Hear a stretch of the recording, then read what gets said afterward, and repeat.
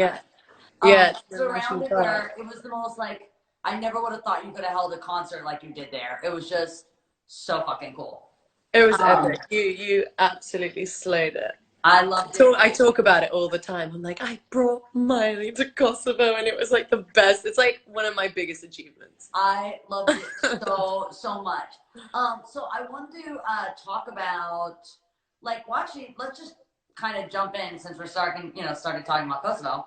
I kind of didn't really understand like when I was there. I was like googling you all the time, trying to figure out how you actually grew up. So like, did you grow up in London and you went back and forth to Kosovo, or what was Yeah, the? so I was born and raised in London, but my parents moved to Kosovo because of the war.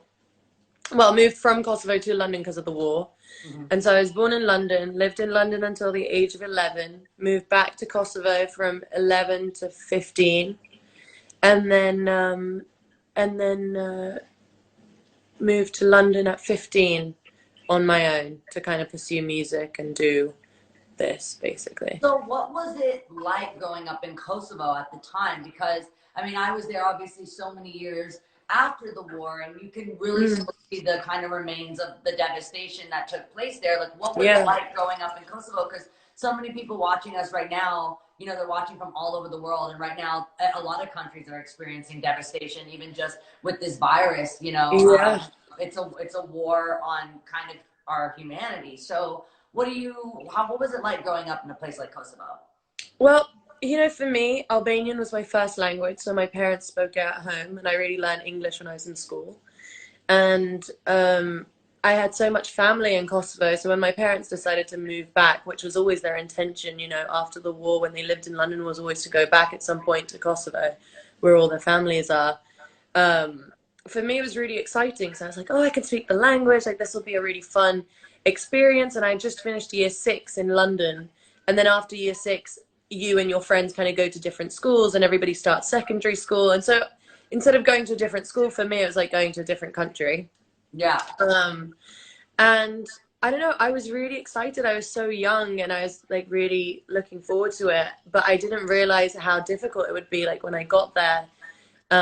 First of all, just to kind of pick up like the reading and writing and be good at grammar and properly go to school there and learn all these different subjects that I was so used to only doing in English to Right. then doing them in Albanian alongside tackling being like the new girl and everybody, already had their friendship groups and everybody knew each other. And so it was a completely different kind of um, I don't know, just it was different, it was difficult to go to a different country and try and feel like you fit in.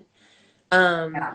But while I was there, I made some amazing friends and I learned even more history, about the war and how much it had affected people. Because living in London, I was, I hadn't lived through it. I didn't really understand it. I knew what was going on, but because I personally, like my parents are the ones that fled the war, it was just, I didn't quite understand it until I went to Kosovo and really understood like how many of my friends had struggled, during the war, what their parents had done, where they had went. Like everybody tried to get out to different European cities to try and escape the war and then come back. And it's just, I don't know, it was quite,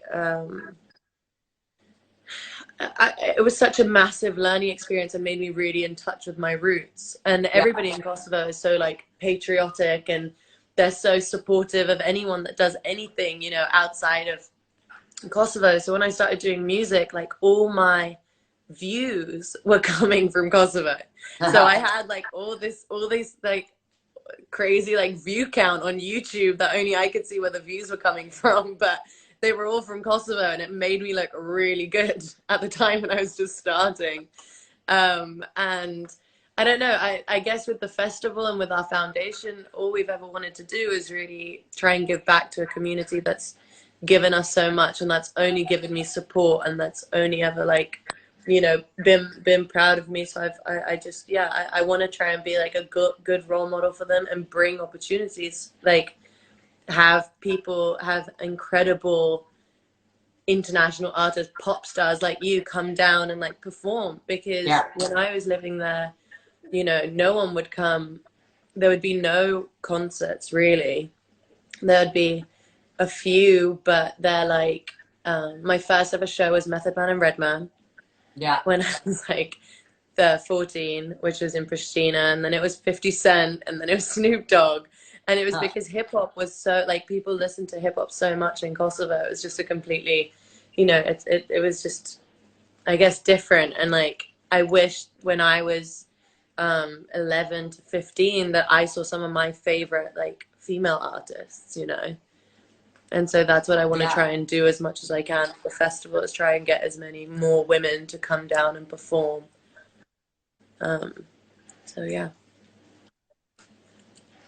Well, you did like the best job of putting that together. And when I was there, I goes to your family. So did they always support your dreams and your goals of being in entertainment? Because it seems like my dad was so scared of the heartbreak that it would bring, because it's a dream that a lot of people have and only a few get chosen.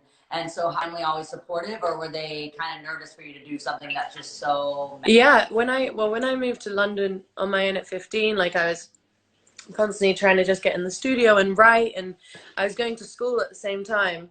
And you know, when I decided to kind of take the year out, like once I finished all like my compulsory school and just focus on music, there was obviously that kind of thing where my parents were like, are you sure you don't want to go to university? Are you sure you can't do two things at once? You know, because trying to get into an industry where, you know, no one really kind of knows what to expect, or how any of this kind of works when you're just starting out, can be really daunting. And I guess I just really had my heart set that I really wanted just to make music and wanted to tour and wanted to perform. And so I just kept, I just persisted, and I chose not to go to university because I didn't even know what the hell I would want to even study. And so